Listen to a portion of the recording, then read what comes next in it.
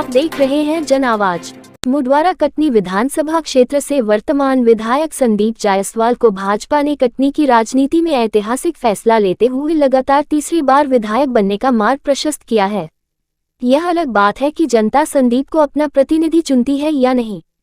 अभी तो चुनावी अखाड़े में संदीप अकेले लंगोट घुमा रहा है। प्रतिद्वंदी के आने का इंतजार तो करना होगा।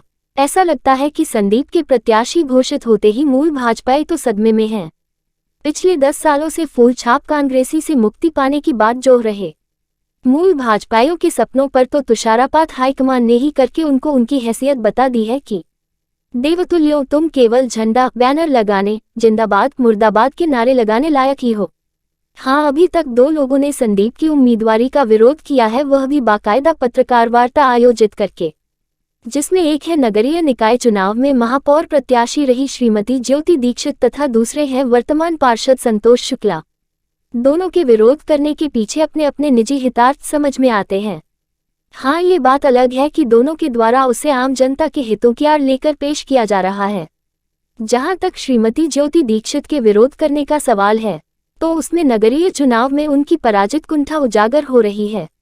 ज्योति का कहना भी है कि उनकी पराजय में विधायक संदीप जायसवाल के भीतरघात की बड़ी भूमिका थी।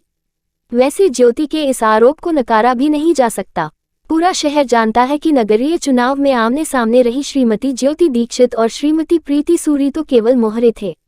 असल लड़ाई तो स्थानीय विधायक संदीप जायसवाल और विजय राघव गर्ग विधायक संजय पाठक के बीच थी।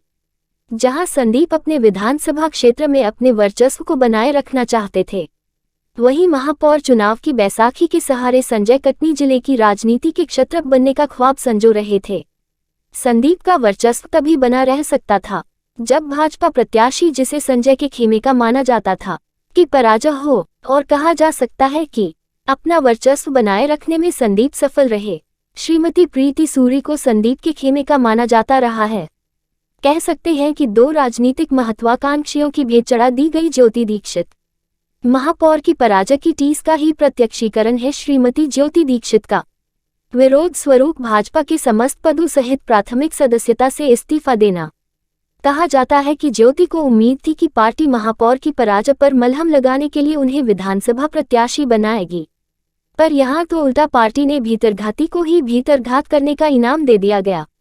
जहां तक संतोष शुक्ला के विरोध करने का सवाल है तो उस पर पार्टीजनों के बीच से जो खबरें आ रही है, यदि उस पर विश्वास किया जाए तो पार्षद संतोष शुक्ला, जो पिछली परिषद में निगमाध्यक्ष रह चुके थे, इस बार भी निगम अध्यक्ष की कुर्सी पर बैठने के लिए लालायित थे, मगर वह हो नहीं सका, जिसके लिए संतोष कहीं न कहीं संदीप के साथ साथ संजय को भी राह का रोड़ा मान रहा है।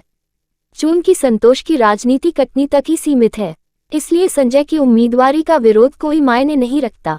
हाँ, अपनी वजनदारी बताने के लिए संदीप का विरोध किया जा रहा है।